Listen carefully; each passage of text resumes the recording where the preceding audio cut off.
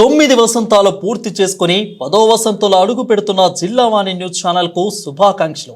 అనతి కాలంలో ఎందరో మన్ననలు పొందిన జిల్లావాణి భవిష్యత్తులో మరింత పురోగతిని సాధించాలని కోరుకుంటూ విలువలతో కూడిన విద్యను అందిస్తూ ప్రతి ఏటా 100% ఉత్తీర్ణత సాధిస్తున్న శ్రీ సాయి కంచి వెంకారెడ్డి ఎడ్యుకేషన్ సొసైటీ వారి Shri Shiridi Sai Oxford high school Visakha జిల్లా జీవీఎంసీ 95వ వార్డు సుజాత నగర్ పాపయ్య రాజుపాలెం పెందుర్తి మండలం కరస్పాండెంట్ వాకా చంద్రశేఖర్ రెడ్డి.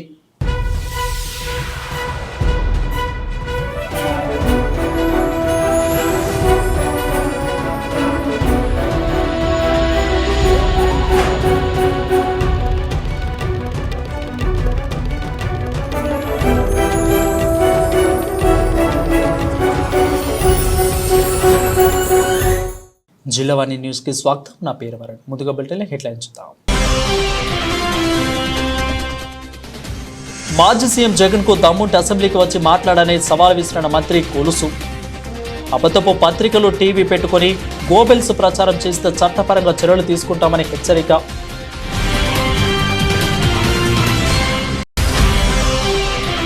ఆరోగ్యశ్రీకి చంద్రబాబు సర్కారు తూట్లు పొడుస్తుందని ఆరోపించిన మాజీ మంత్రి విడుదల. గత ప్రభుత్వంలో వైద్య రంగంలో జగన్మోహన్ రెడ్డి విప్లవాత్మక మార్పులు తీసుకొచ్చారని వెల్లడించిన రజని.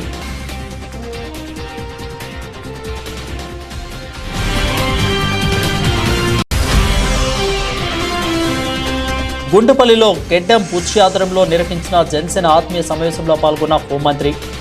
సమావేశ వేదిక వద్ద ప్రజలందరి నుంచి వచ్చిన వినతులు స్వీకరించిన అనితమ్మ.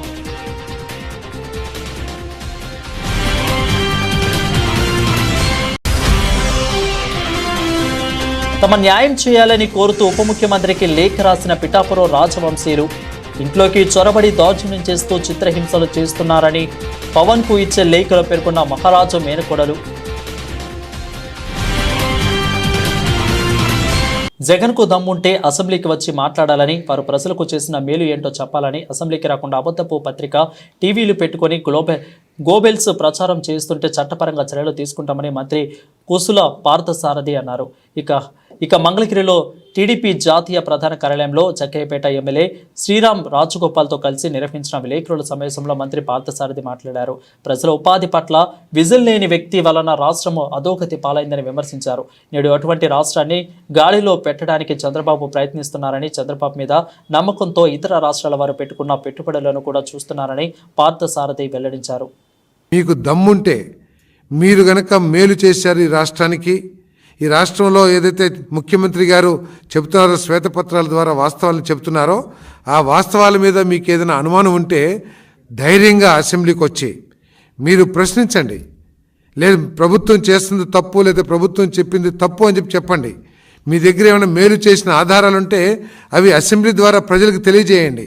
అంతేకాని మీరు అసెంబ్లీని ఎగ్గొట్టి బురదల్లే కార్యక్రమం ఎంత నీచమంటే, దేశ ప్రజాస్వామ్యంలో ఢిల్లీలో ఈ పార్టీ వైఎస్ఆర్ కాంగ్రెస్ పార్టీ చేసిన కార్యక్రమం ఏ పార్టీ కూడా చేసి ఉంటుందని నేను భావిస్తలా.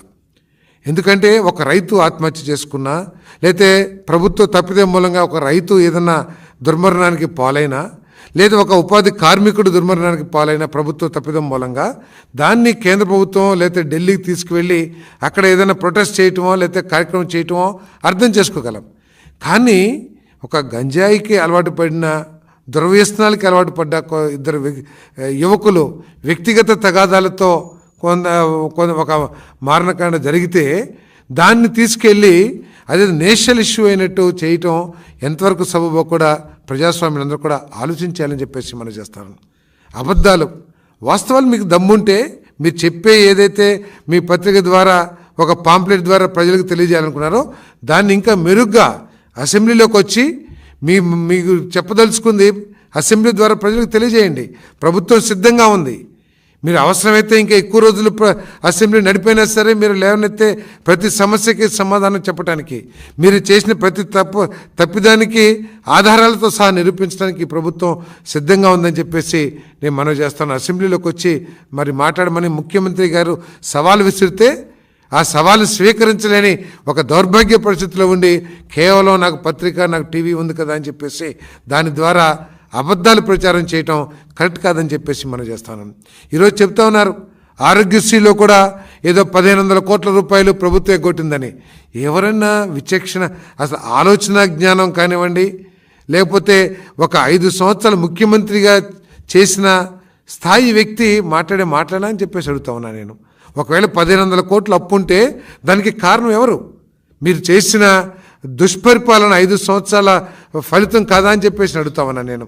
45 రోజుల్లో చెల్లించాల్సిన పేమెంట్ని మీరు చెల్లించకపోవటం మూలంగా ఎన్నిసార్లు హాస్పిటల్స్ యాజమాన్యాలు స్ట్రైక్ ప్రకటించి, లేకపోతే మా కోఆపరేషన్ విత్డ్రా చేసుకుని మేము వైద్య సేవలు అందించము, మీరు పేషెంట్స్ డబ్బులు కడితేనే మేము వైద్యం చేస్తామని చెప్పేసి ఎంతమంది పేదలు ఇబ్బంది పడ్డారో తెలుసా అని చెప్పేసి నేను జగన్మోహన్ రెడ్డి గారిని ప్రశ్నిస్తామని నేను.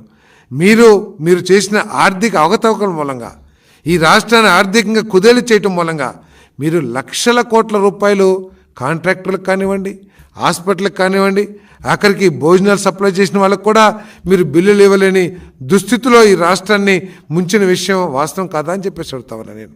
రాష్ట్రాన్ని దాదాపు 11 లక్షల కోట్ల అప్పులు ఊబిలోకి దించేసి ఈరోజు పత్తితులాగా 1500 కోట్లు ఇవ్వలేదు, ఆరోగ్యశ్రీకి డబ్బులు చెల్లించలేదని చెప్పేసి ప్రచారం చేయటం ఎంతవరకు ఆలోచించేయమని చెప్పేసి నేను ఇటువంటి అబద్ధాలని మానుకోమని చెప్పేసి కూడా ఈ సందర్భంగా తెలియజేస్తామని నేను. టీడీపీ, తెలుగుదేశం పార్టీ, చంద్రబాబు నాయుడు గారు, పవన్ కళ్యాణ్ గారు, మోడీ గారు ఈ రాష్ట్రంలో ఆరోగ్య పరిస్థితులు మెరుగుపరచడానికి కట్టుబడి ఉన్నామని చెప్పేసి మనం చేస్తామన్నాను. మరి గతంలో కూడా బీపీఎల్ దిగువనున్న 1,20,00,000 మందికి ఈ పథకాన్ని వర్తింపజేసి 4 ఏళ్లలోనే 5,330 కోట్ల రూపాయలు 12 లక్షల మంది రోగులకి చెల్లించిన ఘనత ఈ తెలుగుదేశం పార్టీ ప్రభుత్వం నుంచి కూడా నేను మనవి చేస్తాను. అంతేకాకుండా అనేకమైన వినికిడి లోపం ఉన్న వాళ్ళకి కాక్లియర్ ఇంప్లాంటేషన్ కానివ్వండి, గుండె ఊపిరితిత్తులకు సంబంధించి 6 లక్షల మందికి, మూత్రపిండ మార్పిడి లాంటి వాళ్ళకి 3.5 లక్షల మందికి మరి వైద్య సేవలు ఉచితంగా అందించిన ఘనత ఈ ప్రభుత్వం కూడా మనం చేస్తామని నేను.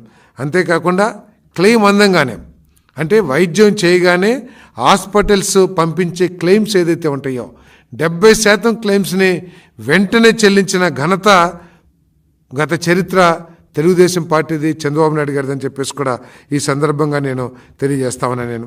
మరి ఇప్పుడు గతంలో జగన్మోహన్ రెడ్డి గారి ప్రభుత్వం ఒకసారి ఆలోచించేయండి, ఎన్నిసార్లు ఈ రాష్ట్రంలో ఆసుపత్రులు మేము ఆరోగ్యశ్రీ సేవల్ని అందించలేము అని చెప్పేసి మరి ఈ సేవలను ఆపేసి ఒకసారి. వైద్య రంగంలో వైఎస్ జగన్మోహన్ రెడ్డి విప్లవాత్మక మార్పులు తీసుకొచ్చారని మాజీ మంత్రి విడతల రజని అన్నారు. పేదల సంక్షేమం కోసం వైఎస్ఆర్ తీసుకొచ్చిన ఆరోగ్యశ్రీని చంద్రబాబు సర్కారు నిర్లక్ష్యం చేస్తుందని మండిపడ్డారు.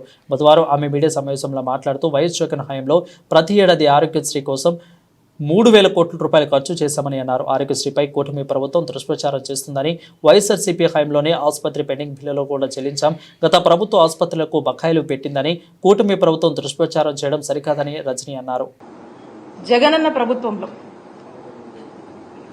ఈ 5 ఏళ్ల 2019 నుంచి 2024 వరకు ఈ 5 years టెన్యూర్లో మరి ఆరోగ్యశ్రీ పథకం మనం చూసినట్టయితే 1059 ఉన్నటువంటి ప్రొసీజర్స్ మనము జగనన్న ప్రభుత్వంలో 3,257 ప్రొసీజర్స్ వరకు కూడా పెంచి తీసుకెళ్లి ఇంప్లిమెంట్ చేశాం. అంతకుముందు మీరు చూసినట్టయితే 1059 ఉండేది టీడీపీ హయాంలో. సంవత్సరానికి 1000 కోట్లు మాత్రమే ఖర్చు చేసేటువంటి పరిస్థితి టీడీపీ హయాంలో ఉండేది. మరి జగనన్న ప్రభుత్వం వచ్చాక ప్రతి సంవత్సరం సుమారు 3,000 కోట్ల వరకు కూడా మరి ఈ ఆరోగ్యశ్రీకి మనం ఖర్చు చేసినటువంటి పరిస్థితి. అలాగే మీరు చూసినట్టయితే ఎంపానెల్ హాస్పిటల్స్, నెట్వర్క్ హాస్పిటల్స్ రాష్ట్రంలో గత ప్రభుత్వంలో 1000 కన్నా తక్కువ ఉన్నటువంటి ఎంపానెల్ హాస్పిటల్స్ ని వాళ్ళని ఎంకరేజ్ చేసి వాళ్ళకు కావాల్సినటువంటి ఫ్లెక్సిబిలిటీ, వాళ్ళకు కావాల్సినటువంటి ఫీజిబిలిటీ, వాళ్ళకు అన్ని విధాలుగా కూడా ఒక ఫ్రెండ్లీ వాతావరణాన్ని ఏర్పాటు చేసి వాళ్ళని ఎంకరేజ్ చేసి 1000 కన్నా తక్కువ ఉన్నటువంటి ఎంపానెల్ హాస్పిటల్స్ ని మరి 2,300 హాస్పిటల్స్ పైగా కూడా విస్తరించేటువంటి అవకాశాన్ని జగనన్న ప్రభుత్వం నెట్వర్క్ హాస్పిటల్స్కి ఇచ్చింది. మరి ఈ రోజున మనం చూస్తున్నట్టయితే ఈ రాష్ట్రంలో రాష్ట్ర ప్రజల్లో ఒక పెద్ద ఆందోళన నెలకొంది. అదేంటంటే మనం చూస్తూ ఉన్నాము, కూటమి ప్రభుత్వం ఏర్పడ్డాక కూటమి ప్రభుత్వంలో ఉన్నటువంటి మంత్రి గారు వారు మాట్లాడుతూ ఉన్నారు. ఏమని మాట్లాడుతూ ఉన్నారు? గత ప్రభుత్వము అప్పులు చేసిపోయింది, బకాయిలు పెట్టింది, మాకు బాధలు ఉన్నాయి, కష్టంగా ఉందని చెప్పి వారు మాటలు చెప్తా ఉన్నారు. నేను చెప్తా ఉన్నాను, గత ప్రభుత్వంలో అంటే చంద్రబాబు నాయుడు గారి హయాంలో 2014 నుంచి 19 వరకు వాళ్ళ హయాంలో వాళ్ళు మిగిల్చినటువంటి బకాయిలు 632 కోట్లుంటే ఆ బకాయిల్ని ఏమాత్రం కూడా మేము సాకులు చెప్పకుండా మేము బాధ్యత తీసుకొని మా జగన్మోహన్ రెడ్డి గారు, మా నాయకుడు జగన్మోహన్ రెడ్డి గారు వాటిని క్లియర్ చేసి 1050 ప్రొసీజర్స్ ని 3257 ప్రొసీజర్స్ కి పెంచి సంవత్సరానికి 1000 కోట్లు మీ హయాంలో మీరు ఖర్చు పెడితే 3000 కోట్ల వరకు కూడా ఖర్చు పెట్టి బ్రహ్మాండంగా రాష్ట్ర ప్రజలందరికీ కూడా వైద్య సేవలు అందించినటువంటి ఘనత జగన్మోహన్ రెడ్డి గారి ప్రభుత్వానికి దక్కింది. ఆ నమ్మకాన్ని కూడా ప్రజల్లో మేము నెలకొల్పుతున్నాం. మరి ఈ రోజున ఈ సాకులు చెప్తూ ఏవో అప్పులు ఉన్నాయని చెప్పి, ఏదో బకాయిలు ఉన్నాయని చెప్పి మీరు మీ బాధ్యత నుంచి ఏమైనా వైదొలుగుతున్నారా? మీరేం ఇండికేషన్ ఇస్తున్నారు అనేటువంటి సందేహము ఈరోజు రాష్ట్ర ప్రజలకు కలుగుతుంది అని తెలియజేస్తున్నాను.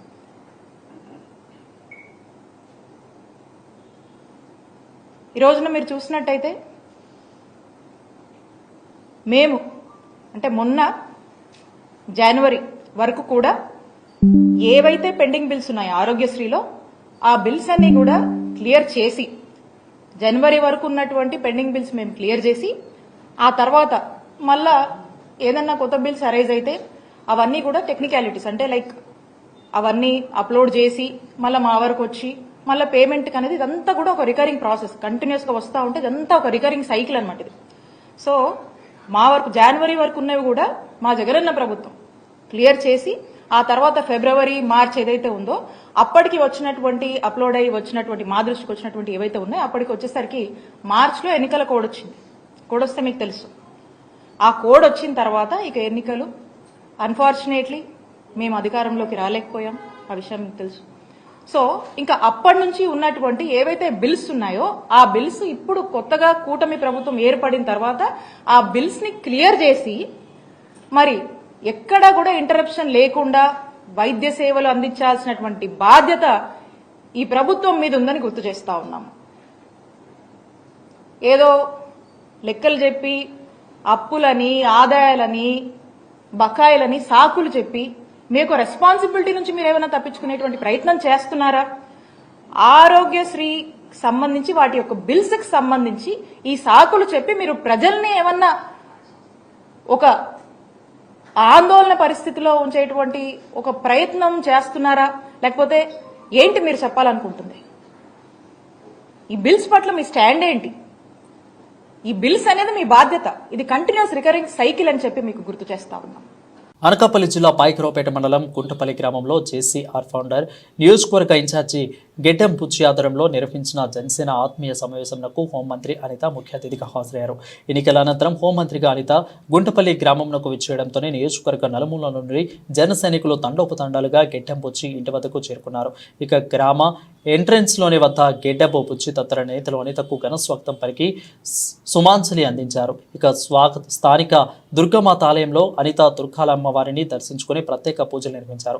అనంతరం సమావేశ వేదికగా వద్ద ఉన్న ప్రజల నుండి వినతులను స్వీకరించారు. ఈ నేపథ్యంలో జనసేన పట్టణ అధ్యక్షులు ఆచంట తొర నేతృత్వంలోనే టౌన్ నేతలు అనితను గజమాలతో ఘనంగా సత్కరించారు. ఈ కార్యక్రమంలో గెడ్డెం కన్నబాబు, గెడ్డెం చైతన్య, గెడ్డెం ఆకాష్, అదేవిధంగా మాజీ ఎంపీటీసీ పల్లి దుర్గారావు, అదేవిధంగా కర్రీ బాబురావు, అదేవిధంగా శివలంక నాగమల్లి, బిఎస్ నారాయణ తదితరులు జనసైనికులు పాల్గొన్నారు. అదేవిధంగా టీడీపీ మండల పార్టీ అధ్యక్షులు పెద్దిరెడ్డి చిట్టిబాబు, కూటూరు శ్రీనివాసరావు, టీడీపీ జిల్లా మాజీ వైస్ చైర్మన్ గురెల రాజుబాబు, ముచ్చూరి నారాయణరావు, గొర్లపల్లి నాగు, రాజా తదితరులు పాల్గొన్నారు.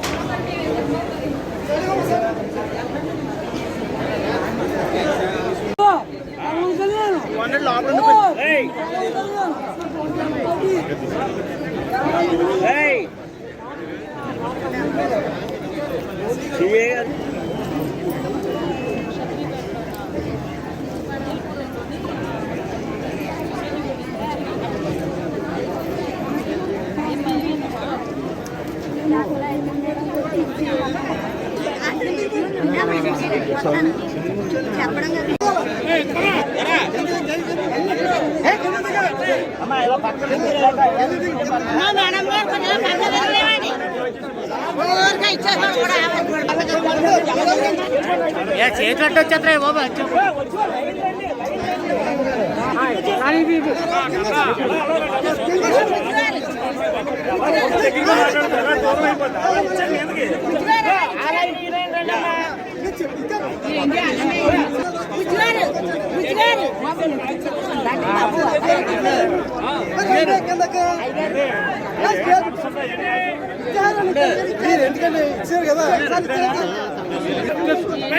మీరు ఎవరు ఉంటారు? లైన్లో ఉండండి, లైన్లో ఉండండి, పైకి రావద్దు, లైన్లో ఉండండి, లైన్లో ఉండండి.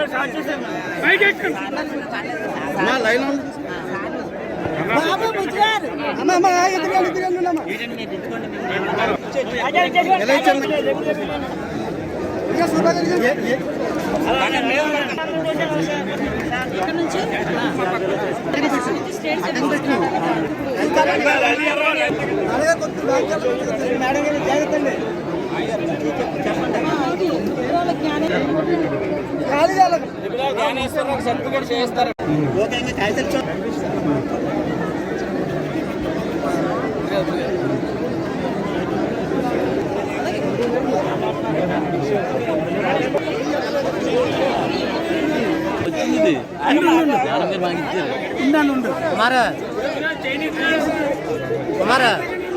కుమార్ కెమెరాలో తిప్ప అయ్యో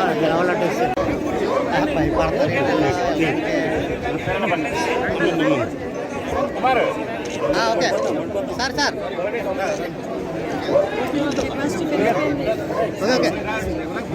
ఓకే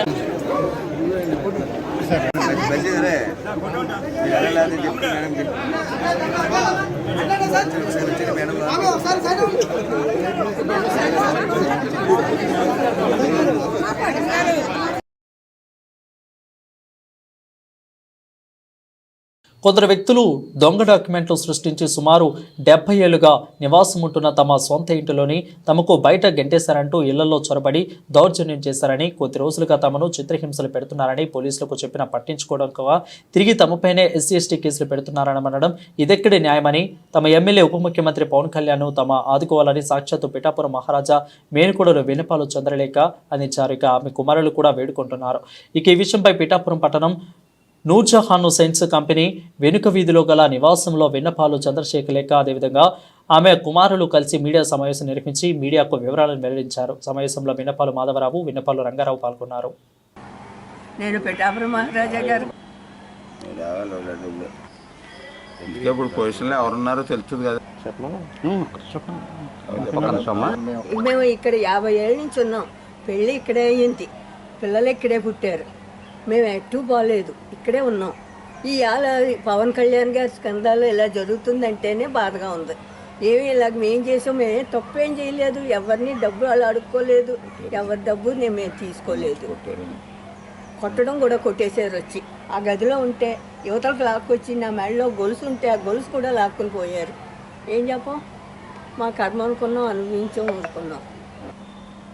సార్ ఈ ప్రాపర్టీ మాది, మా పెదనాన్న గారిది ఒక 70 సంవత్సరాల నుంచి ఉంది సార్. ఈ ప్రాపర్టీ అయితే 70 సంవత్సరాల నుంచి జరుగుతుండగా 1972లో కోర్టులో వేసారండి వాళ్ళు, మీ ప్రాపర్టీ కాదు ఇది మాది, మీరు అద్దెకుంటున్నారని కోర్టులో అయితే కోర్టు వారు 1974లో ఈ జడ్జిమెంట్ వార్డు ఇచ్చారండి.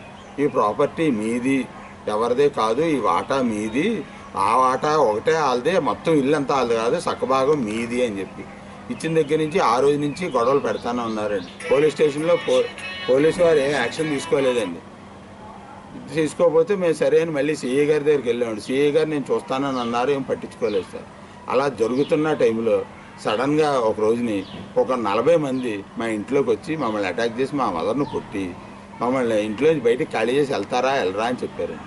మేము వెళ్ళలేని మేము మా ఇల్లు మేము ఎందుకు వదిలి వెళ్తాం, ప్రాపర్టీ మాకుంది, వాళ్ళు ఎవరో దొంగ డాక్యుమెంట్ ఇచ్చారని అంటే మేము ఎందుకు ఇస్తాం అని చెప్పి 100కు ఫోన్ చేస్తే 100 నుంచి పోలీసు వారు వచ్చి వాళ్ళని తరిగారండి.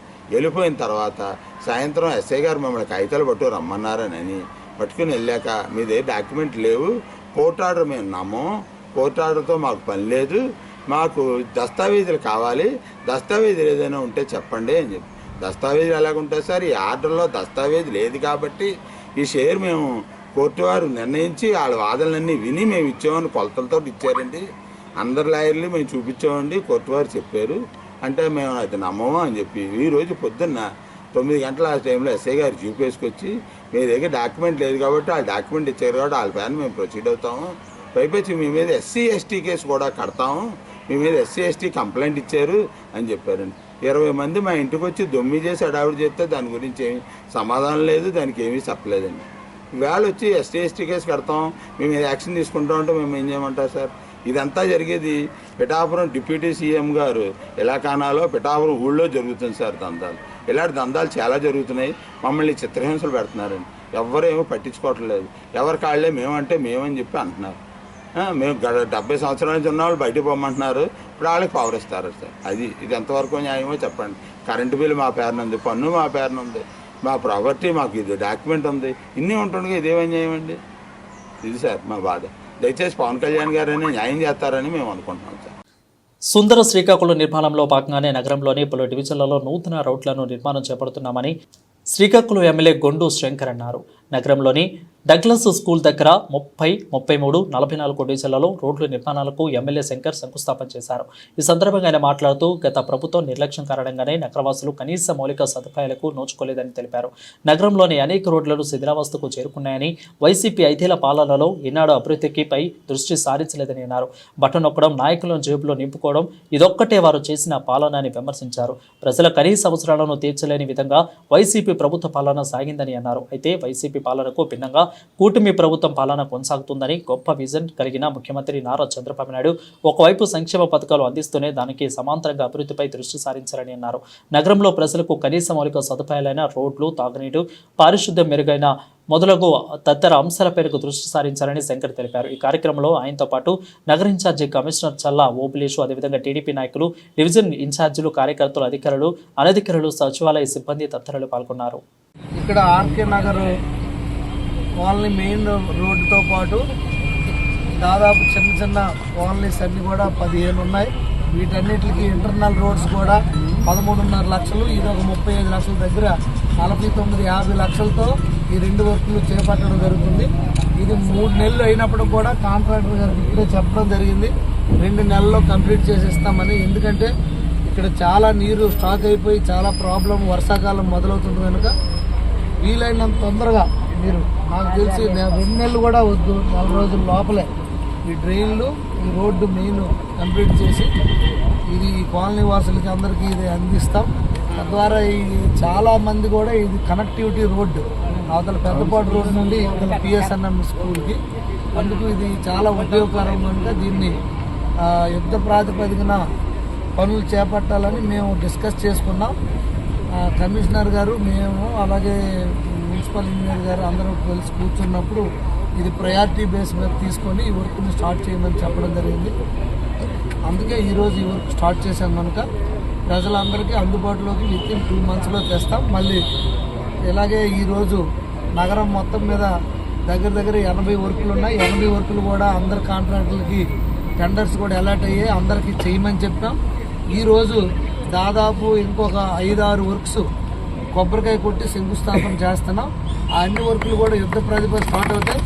ఇక్కడ నుండి కంటిన్యూస్గా ఈ 80 వర్కులు ఏవైతే ఉన్నాయో ఇవన్నీ నగరంలో జరిగినట్లయితే దాదాపు ఒక కొలిక్కి వస్తుంది. ఇది కాకుండా ఇంకా కొత్త వర్క్స్ ఏమున్నా అవి చేస్తూ ఇవన్నిటికంటే ప్రధానమైన సమస్య బుట్టెల షాప్ బ్రేక్ తీసుకుందాం. Stay with us. 9 వసంతాలు పూర్తి చేసుకుని 10వ వసంతంలో అడుగు పెడుతున్న జిల్లావాణి న్యూస్ ఛానల్ కు శుభాకాంక్షలు. అనతి కాలంలో ఎందరో మన్ననలు పొందిన జిల్లావాణి భవిష్యత్తులో మరింత పురోగతిని సాధించాలని కోరుకుంటూ విలువలతో కూడిన విద్యను అందిస్తూ ప్రతి ఏటా 100% ఉత్తీర్ణత సాధిస్తున్న శ్రీ సాయి కంచి వెంకారెడ్డి ఎడ్యుకేషన్ సొసైటీ వారి Shri Shiridi Sai Oxford high school Visakha జిల్లా జీవీఎంసీ 95వ వార్డు సుజాత నగర్ పాపయ్య రాజుపాలెం పెందుర్తి మండలం correspondent Vaka Chandrasekhar Reddy. Welcome back. Anakapalli జిల్లా ఎస్ రాయవరం మండలం సర్వసిద్ధి ప్రాథమిక ఆరోగ్య కేంద్రం పరిధిలో గల అన్ని గ్రామాల్లో డెంగ్యూ వ్యతిరేక మహోత్సవాలను ముగింపు సందర్భంగా అవగాహన ర్యాలీ నిర్వహించారు. జిల్లా మలేరియా అధికారి కె వరహాలు త్వర ఆదేశాల మేరకు జాతీయ కీలక జంతా వ్యాధులు నియంత్రణ కార్యక్రమంలో భాగంగా జిల్లా అసిస్టెంట్ మలేరియా అధికారి పిజిఎం ఆర్పి నాయుడు సూచనల మేరకు కూడా కీటక జనిత వ్యాధులపై అవగాహన సదస్సు నిర్వహించి తదుపరి అవగాహన ర్యాలీలు నిర్వహించామని వైద్య అధికారులు డాక్టర్ ఎస్ఎస్వి శక్తి ప్రియ అదేవిధంగా డాక్టర్ ఎన్ వాసంతి సంయుక్తంగా తెలిపారు. కొబ్బరి చిప్పలు, ప్లాస్టిక్ డ్రింకు సీసాలు, మట్టి పాత్రలు, తాకిన కాయలు అదేవిధంగా ప్లాస్టిక్ డ్రమ్ములు, పూల కుండీలు ప్రదర్శించి అవగాహన ర్యాలీ నిర్వహించారు. అలాగే ప్రతి ఒక్కరు కూడా కాచి చల్లార్చిన వడబోసిన నీటిని మాత్రమే తాగాలని, తద్వారా డయేరియా, టైఫాయిడ్, కామెర్లు వంటి సీజనల్ వ్యాధులు కూడా బారిన పడకుండా ఆరోగ్యంగా ఉండవచ్చునని అన్నారు. వీరితో పాటు కమ్యూనిటీ హెల్త్ ఆఫీసర్లు జి కొండబాబు అదేవిధంగా Y Anusha, L Veenavahini, Dasari Ramakrishna, health సెక్రటరీలు పి నూరకరత్నం అదేవిధంగా కె విజయలక్ష్మి, జి బేపీ ఆసియా కార్యకర్తలు, గ్రామ పెద్దలు, ఉపాధ్యాయులు, యువజనులు, యువకులు, ఇతర ఆసుపత్రి సిబ్బంది పాల్గొన్నారు. దోమల్లేని ఇల్లు తరిమేద్దాం దోమల్లేని ఇల్లు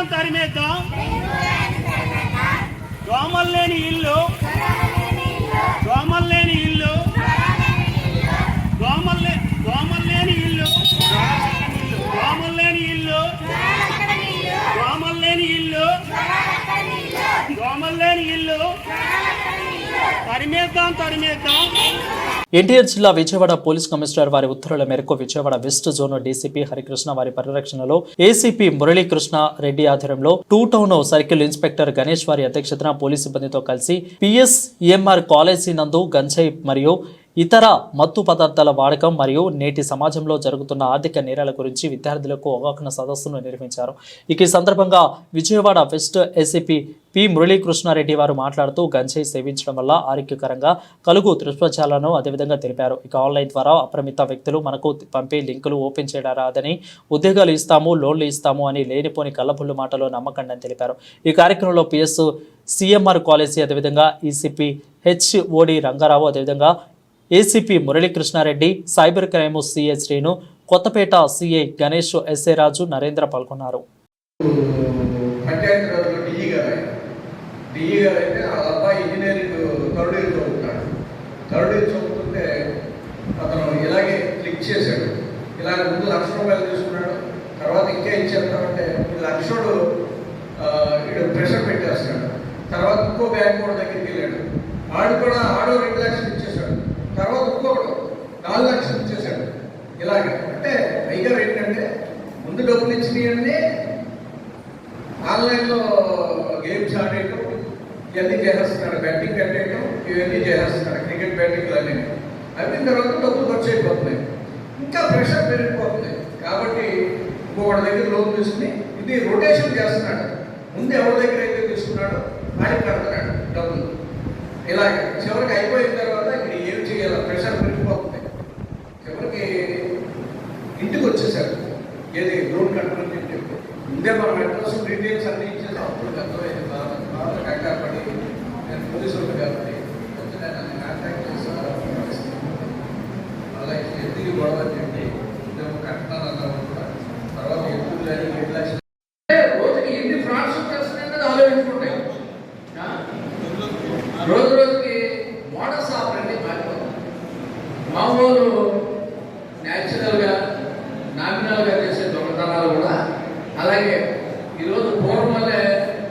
థెఫ్ట్ మోటార్ బైక్ థెఫ్ట్ చేసినాడు హౌస్ బ్రేకింగ్ చేయకూడదు అనేది లేదు. వాడు హౌస్ బ్రేకింగ్ చేస్తున్నాడు, బైక్ థెఫ్ట్ చేస్తున్నాడు, నలుగురు కుర్రోళ్ళు కనపడితే అందరూ కలిసి రాబరీ చేస్తున్నారు, డెకాటీ చేస్తున్నారు. అంటే ఒకే రకమైన ఎంఓతో వెళ్ళేవాడు పూర్వంలో లేదు. అని చేత దొంగలు పట్టుకోవడం కూడా చాలా కష్టం అనమాట. అది పరిస్థితి. అలాగే సైబర్ ఫ్రాడ్స్ కూడా ఏంటంటే రోజుకు రకమైన ఎంఓ, రోజు కొత్త ఎంఓలు వచ్చేస్తున్నాయి. మనం ఇదే కదా అని అనుకుంటున్నాం. అంటే టెక్నాలజీ ఎప్పుడైతే మనం వాడకంలోకి వచ్చిందో ఆటోమేటిక్గా ఇవన్నీ పెరిగిపోయాయి. టెక్నాలజీని మనం ఎంత బాగా యూజ్ చేసుకుంటున్నామో అంత బాగా.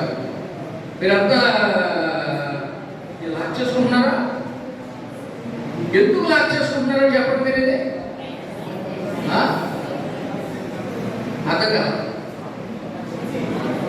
ఏ ప్రొడక్షన్ ఏమీ కాదు. మీరు ఏ అమ్మాయితో మాట్లాడుతున్నారో, ఎవరితో మాట్లాడుతున్నారో, ఏం ఆన్లైన్ శ్రీకాకుళం మున్సిపాలిటీ కేంద్రంలో గల తెలుగుదేశం పార్టీ కార్యాలయంలో మీడియా సమావేశంలో పాల్గొన్న శ్రీకాకుళం పార్లమెంటు తెదేపా అధ్యక్షులు పాతపట్నం మాజీ శాసనసభ్యులు కలమట్ట వెంకటరమణమూర్తి మాట్లాడుతూ ముఖ్యమంత్రిగా బాధ్యతలు చేపట్టిన వెంటనే 5 కీలక హామీలపై సంతకం చేసి వేలాది మంది నిరుద్యోగులు, రైతులు, పింఛన్దారులు, యువత, పేదలకు లబ్ధి చేకూర్చిన దర్శనిక నాయకుడు చంద్రబాబు నాయుడు పేదలందరికీ పక్క ఇల్లు అనే నినాదంతో తెలుగుదేశం పార్టీ నూతన అధ్యయనం కలమట్ట గ్రామాల్లో ఇల్లు లేని వారికి కూడా 3 సెంట్ల స్థలం, పట్టణాల్లో అయితే 2 సెంట్ల స్థలం మంజూరు చేయనున్నట్లు నూతన కేంద్ర ప్రభుత్వం వారి సహకారంతో ఇంటి నిర్మాణం 4 లక్షల రూపాయల ఆర్థిక సాయం చేస్తానని ఆయన అన్నారు. నమస్కారం. తెలుగుదేశం పార్టీ అధికారంలోకి వచ్చిన తర్వాత శరవేగంగా ప్రజలకి ఏ హామీలు ఇచ్చారో ఆ హామీల్ని శరవేగంగా ముందుకు తీసుకెళ్తున్న ముఖ్యమంత్రి గారు ఈరోజు పెన్షన్ పెంపులో కానివ్వండి, మరి వివిధ మన పోలవరం కానివ్వండి, లేకపోతే అమరావతి కానివ్వండి, ముందుకు అడుగు వేసుకెళ్తున్న తరుణంలో మరొక శుభవార్త ఆంధ్రప్రదేశ్ రాష్ట్ర ప్రజలకు అందించడం జరిగింది. పేదవాడికి గత ప్రభుత్వం మోసం చేసి సెంటు జాగా ఇస్తామని చెప్పి సెంటు జాగా ఇచ్చి స్థలాలకు ఇవ్వకుండా ఇల్లు కట్టకుండా వదిలేశారు.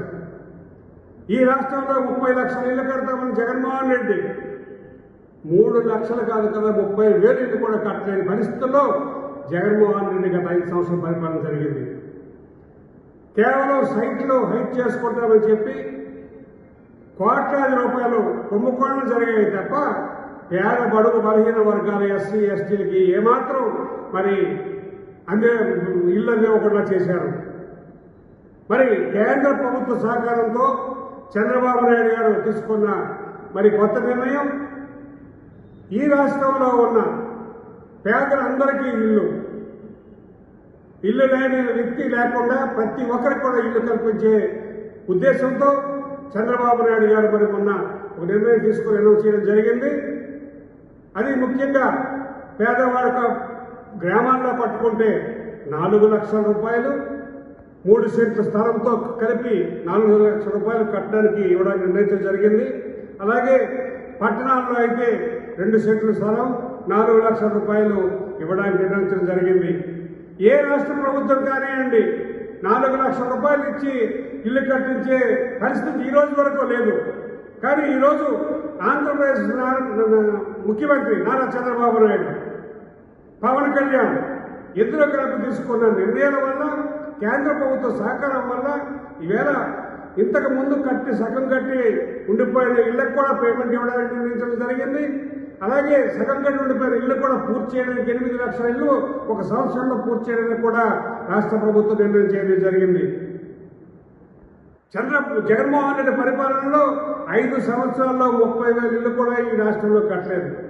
కానీ 1 సంవత్సరంలో 8 లక్షల ఇల్లు బ్యాలెన్స్ ఇల్లు పూర్తి చేస్తామని చెప్పిన చంద్రబాబు నాయుడు గారికి రాష్ట్ర ప్రజల తరఫున కృతజ్ఞతలు తెలియజేస్తున్నాం. ఒక్క మాట కూడా తప్పకుండా మీకు తెలుసు 8 లక్షల హడ్కో ఇల్లు కడితే ఈ రోజు వరకు కూడా ఒక్క హడ్కో ఇల్లు కూడా ఇవ్వకుండా గత రాష్ట్ర ప్రభుత్వం ఇబ్బంది పెట్టింది.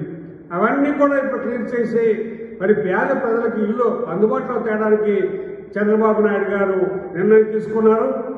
మరి అలాగే పాత డబ్బులు కూడా మేము ఇవ్వడానికి నిర్ణయించాం. అలాగే 4 లక్షల రూపాయలతో ఇల్లు కట్టడానికి కూడా మరి రాష్ట్ర ప్రభుత్వం నిర్ణయించిందని ఈ సందర్భంగా తెలియజేస్తూ ఈ నిర్ణయాలు తీసుకొని మీకు తెలుసు ఖజానా పరిస్థితి ఏంటో. ఖజానాలో చిల్లి గవ్వలేదు. చిల్లి గవ్వలేకపోయినా ఫస్ట్ తారీఖు వచ్చేసరికి అధికారులకు జీతాలు మా ప్రభుత్వం వేస్తుంది, పెన్షన్లు మా ప్రభుత్వం పంచుతుంది, అలాగే మరి పెన్షన్లు ఉద్యోగస్తుల రిటైర్డ్ పెన్షన్లు మా ప్రభుత్వం ఫస్ట్ తారీఖు ఇస్తుంది. అది గమనించాలి ప్రజలు. ఇన్నాళ్ళు ఈ గత రాష్ట్ర ప్రభుత్వం ఏం చేసింది? ఎప్పుడు మాకు ఉద్యోగస్తులైతే ఎప్పుడు జీతాలు వస్తాయో తెలియక మాకు మొదటి తారీఖు జీతాలు మాకు ఇచ్చేయండి, మాకు ఏం అక్కర్లేని పరిస్థితికి ఉద్యోగాలు అందరికీ తీసుకొచ్చింది. కాబట్టి కష్టకాలంలో అయినా కేంద్ర ప్రభుత్వ సహకారంతో ముందుకెళ్తున్నందుకు మరి ప్రజలందరూ కూడా చంద్రబాబు నాయుడిని ఎన్డీఏ గవర్నమెంట్ని ఆశీర్వదించాలని కూడా నేను మనస్ఫూర్తిగా కోరుకుంటాను. ఎన్టీఆర్ జిల్లా సిపి రాజశేఖర బాబు వారి ఆదేశాల మేరకు రూరల్ జిల్లా ఇన్ఛార్జి డీసీపీ వారి హరికృష్ణ వారి సూచనల మేరకు మైలవరం పట్టణంలోని ఎస్ఐలు హరిప్రసాద్, షబీర్ అహ్మద్, గోవిందరాజు పోలీస్ సిబ్బందితో కలిసి Mylavaram assistant commissioner of police వారు హెల్మెట్ ధారణపై అవగాహన కార్యక్రమాన్ని నిర్వహించారు. ఇక ఈ సందర్భంగా ఏసీపీ సుంకర మురళీమోహన్ మాట్లాడుతూ రోడ్డు మీద హెల్మెట్ లేకుండా బైక్ ప్రయాణం చేయడం, త్రిబుల్ డ్రైవింగ్ చేయడం మంచిది కాదని, రోడ్డు గుంతల కారణంగా వర్షానికి తడిపోవడం వల్ల ఆకస్మికంగా బైక్ బ్రేక్ కొట్టడంతో బండి స్కిడ్ అయి కింద పడటం, అదేవిధంగా తలకి ప్రమాదం జరగడం కొన్ని సందర్భాల్లో కూడా ప్రాణం పోవడం కూడా జరుగుతుందని, 2 లక్షలు పెట్టి బండి కొనడం కాదు కానీ కేవలం 500 రూపాయలు పెట్టి హెల్మెట్ను ధరించడం లేదని, ఇలా చేయడం వల్ల ముఖ్యంగా బండితోనే వ్యక్తికి అటు తర్వాత కుటుంబానికి కూడా ఎంతో నష్టం వాటిల్లుతుందని తెలిపారు. హెల్మెట్ ఉండడం వల్ల నేను చాలా శ్రేయస్కరమని, ప్రతి ఒక్కరు కూడా హెల్మెట్ ధరించి ప్రాణాలను కాపాడుకోవాలని హితవు పలికారు. మాతో పాటు పాల్గొన్న మైలవరం యువతకు ప్రత్యేక ధన్యవాదాలు తెలిపారు. ఓకే, అందరికీ నమస్కారం అండి.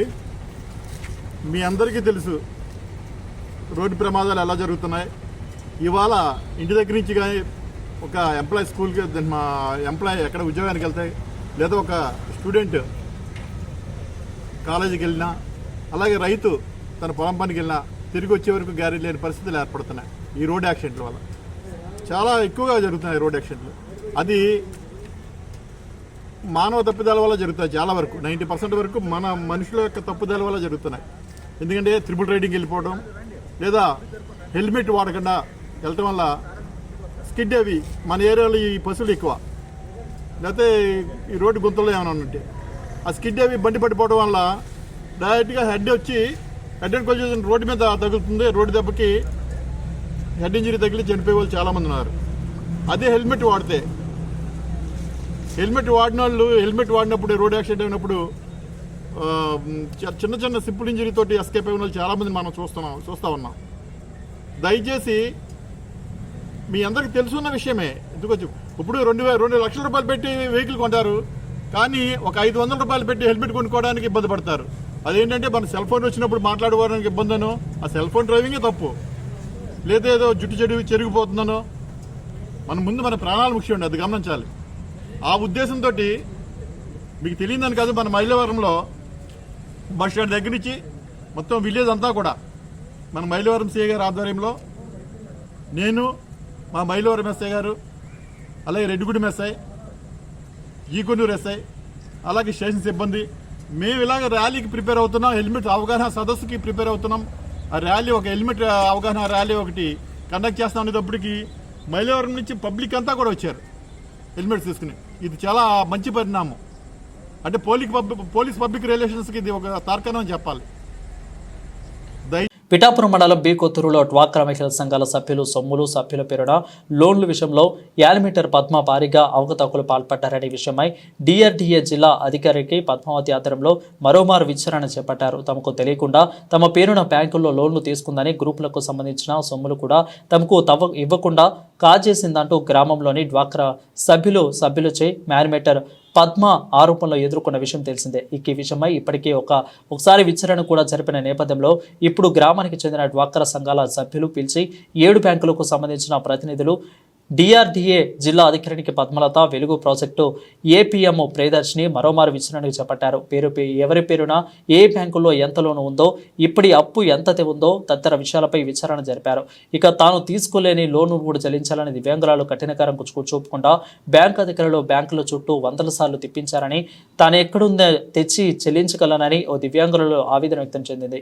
అదేవిధంగా విచారణ విషయమై డిఆర్డీఏ జిల్లా అధికారికి పద్మలత మీడియాతో మాట్లాడుతూ యానిమేషన్ పద్మ తన పేరును ఎన్ని లోన్లు తెచ్చుకుందో, ఎంత అప్పు చేసిందో చెప్పమంటూ డ్వాక్రా సంఘాల సభ్యులందరూ కలిసి విచారణకు వచ్చిన అధికారులను నిలదీయగా లెక్కల తర్వాత చెప్తామంటూ అధికారులు వెళ్లిపోవడంతోనే సభ్యులు గ్రామస్తులు అవాక్కై తమ ఎమ్మెల్యే ఉప ముఖ్యమంత్రి పవన్ కళ్యాణ్ గారు తమకు జరిగిన అన్యాయం చెప్పుకుంటున్నామని అన్నారు.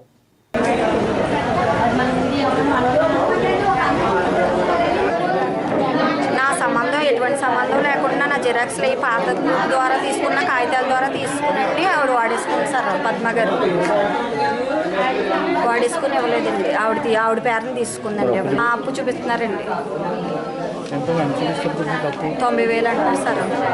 కట్టేసానని క్లియరెన్స్ సర్టిఫికేట్ మొన్న కట్టేసామనేసి క్లియరెన్స్ ఇప్పించమని కోరుకుంటే బ్యాంక్ వారి సహకారంతో క్లియర్ అయ్యింది.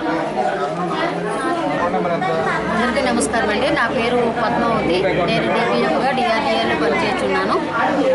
ఈరోజు మీకు రావడానికి కారణం అంటే ఈ గ్రామంలో ఎన్ని బ్యాంకుల్లో ఉన్నాయి, మెంబర్స్ ఎన్ని గ్రూపుల్లో ఉన్నాయి అనేది తెలుసుకోవడం కోసమని వచ్చాము. 7 బ్యాంకుల్లో గ్రూపులు ఉన్నట్టుగా మాకు వచ్చింది. ఆ 7 బ్యాంకుల్లోని డేటా తీసుకుని మెంబర్ వైజ్ వెరిఫికేషన్ చేయడానికి ఈరోజు వెరిఫికేషన్ చేస్తేనే కానీ అంటే ఏ బ్యాంకులో వాళ్ళకి లోన్ ఉంది, ఏ బ్యాంకులో లేదు అనేది. ఎడ్యుకేషన్ అంటే గ్రూపులు చేశారు కదా, 2-3 బ్యాంకుల్లో వాళ్ళకి లోన్ ఉన్నాయి. ఆ 2-3 బ్యాంకుల్లో వాళ్ళు తీసుకున్నారా లేదా అని మెంబర్ వైజ్ మేము వెరిఫికేషన్ ఈరోజు చేసిన తర్వాత అప్పుడు ఎంత అమౌంట్ అనేది తెలియదు. బులెటిన్ ముగించే ముందు మరొకసారి హెడ్లైన్ చూద్దాం. మాజీ సీఎం జగన్ కు దమ్ముంటే అసెంబ్లీకి వచ్చి మాట్లాడనే సవాల్ విసిరిన మంత్రి కొలుసు. అబద్ధపు పత్రికలు టీవీ పెట్టుకుని గోబెల్స్ ప్రచారం చేస్తే చట్టపరంగా చర్యలు తీసుకుంటామని హెచ్చరిక.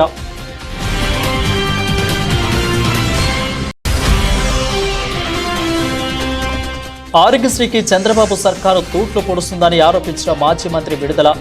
గత ప్రభుత్వంలో వైద్య రంగంలో జగన్మోహన్ రెడ్డి విప్లవాత్మక మార్పులు తీసుకొచ్చారని వెల్లడించిన రజని.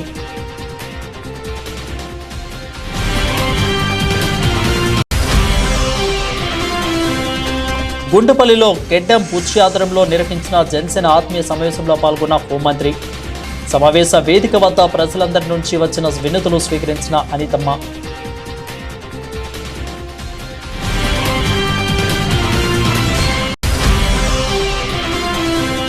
తమ న్యాయం చేయాలని కోరుతూ ఉప ముఖ్యమంత్రికి లేఖ రాసిన పిఠాపురం రాజవంశీయులు. ఇంట్లోకి చొరబడి దౌర్జన్యం చేస్తూ చిత్రహింసలు చేస్తున్నారని పవన్ కు ఇచ్చే లేఖలో పేర్కొన్న మహారాజు మేనకోడలు. ఇవి ఇప్పుడు వరకున్న బులెటిన్ అప్డేట్స్. మరిన్ని అప్డేట్స్ కోసం చూస్తూనే ఉండండి జిల్లావాణి న్యూస్. 9 వసంతాలు పూర్తి చేసుకుని 10వ వసంతంలో అడుగు పెడుతున్న జిల్లావాణి న్యూస్ ఛానల్ కు శుభాకాంక్షలు.